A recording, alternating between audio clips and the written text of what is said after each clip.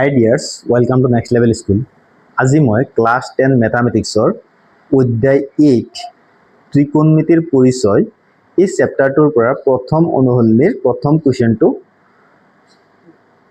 সমাধান কৰিম। চোৱা কোৱেশ্চনটো আছে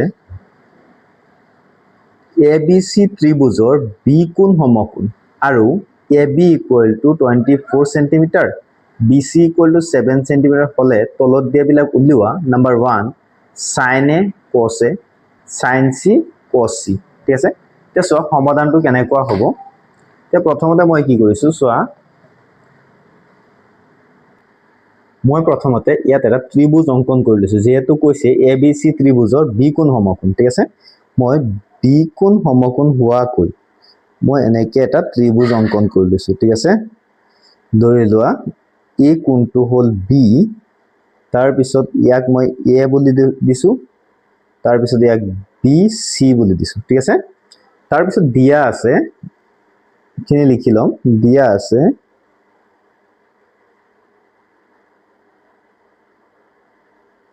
আছে AB AB দিয়া আছে 24 cm 4 cm।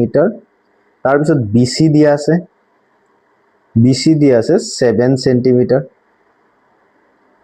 এতিয়া কথাটো হল AB দিয়া আছে 24 cm, BC দিয়া আছে 7 cm BC ঠিক আছে। BC 7 cm।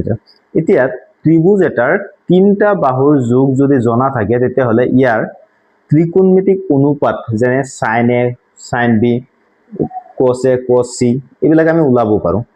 এতিয়া এই বাহুটো আমি ওলাব লাগিব প্ৰথম কথা। এতিয়া AC ওলাব লাগিব। AC কেনেকৈ ওলাম, পাইথাগোৰাছৰ উপপাদ্য ব্যৱহাৰ সমকোণী ত্ৰিভুজত পাইথাগোৰাছৰ উপপাদ্য ব্যৱহাৰ কৰিলে AC ৰ মানটো ওলাই যাব। এতিয়া চোৱা মই লিখিম এতিয়া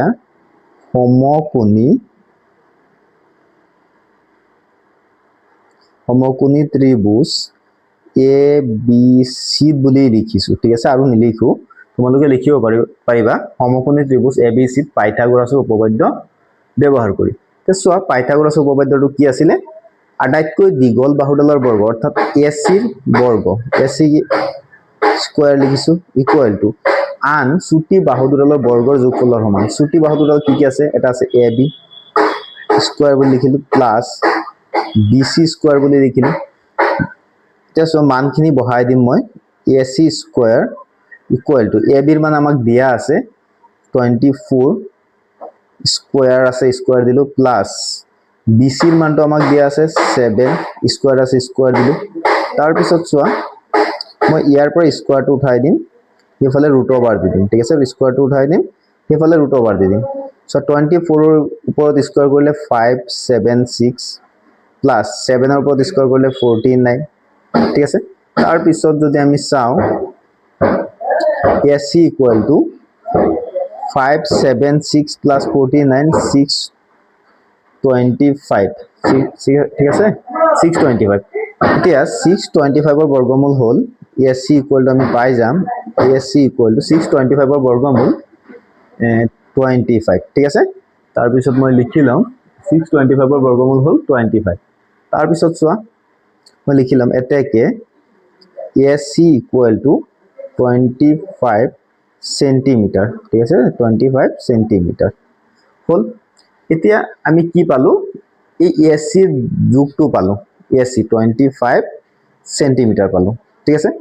এতিয়া আমি ওলাব লাগে প্ৰথমতে কি চোৱা কিতাপত কোৱেশ্চনটো আছে যেহেতু sin A ওলাব লাগে cos A ওলাব লাগে, তাৰ পিছত sin C cos C। তে এইখিনি ওলাবৰ কাৰণে মই কি কৰিম, sin A টো প্ৰথমতে ওলাই লম ঠিক আছে। sin A টো ওলাই লম। চোৱা sin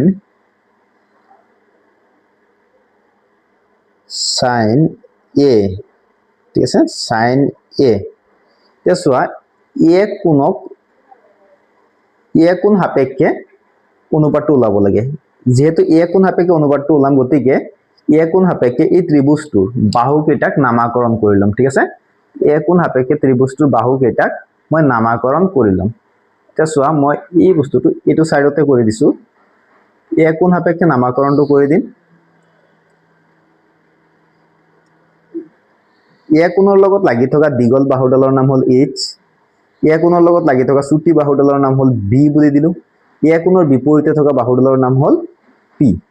এতিয়া ওলাব লাগে কি, আমি উলিয়াব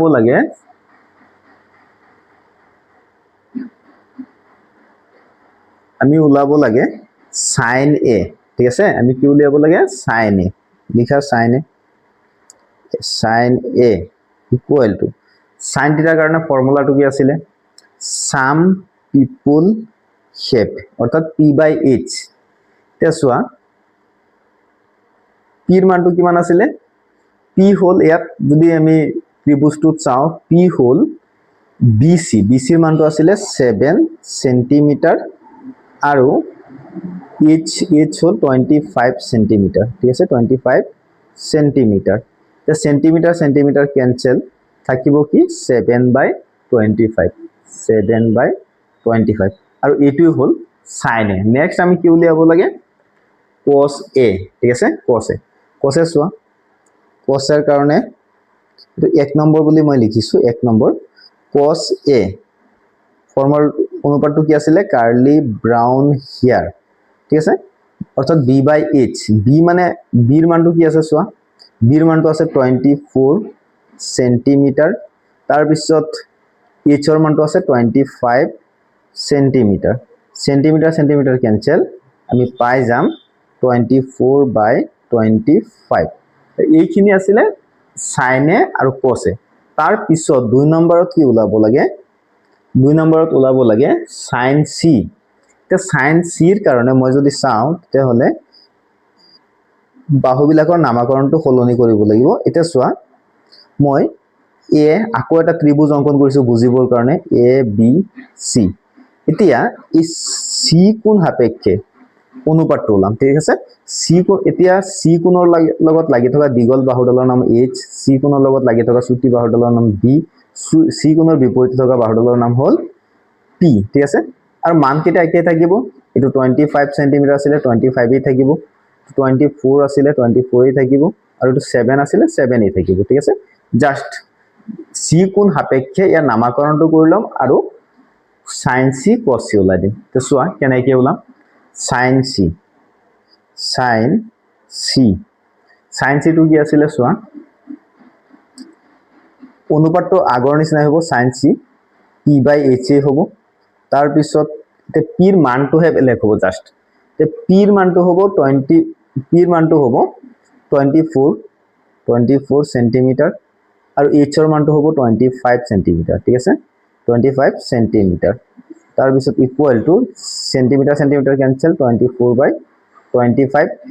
তাৰ পিছত যদি আমি চাওঁ cos চি যদি চাওঁ তেতিয়াহ'লে অনুপাতটো আগৰটো হ'ব B by H equal to বিৰ মানটো জাষ্ট ইয়াত বেলেগ হ'ব, বিৰ মানটো হ'ব ইয়াত 7 সেন্টিমিটাৰ আৰু এইচ ৰ মানটো হ'ব 25 সেন্টিমিটাৰ। ঠিক আছে, centimetre cancel is equal to 7/25। এইখিনি আছিলে কুৱেশ্যন 1ৰ সমাধান। লিখি লোৱা। ভিডিঅ'টো চাই যদি ভাল পালা তেতিয়াহ'লে লাইক এটা কৰিবা আৰু কমেণ্ট কৰি জনাবা কেনেকুৱা হৈছে ভিডিঅ'টো। লগতে চেনেলটো ছাবস্ক্ৰাইব কৰি ৰাখিবা প্ৰত্যেকটো কুৱেশ্যনৰ সমাধান পাই থাকিবৰ কাৰণে, লগতে MCQ শুনি। ঠিক আছে, থেংক ইউ।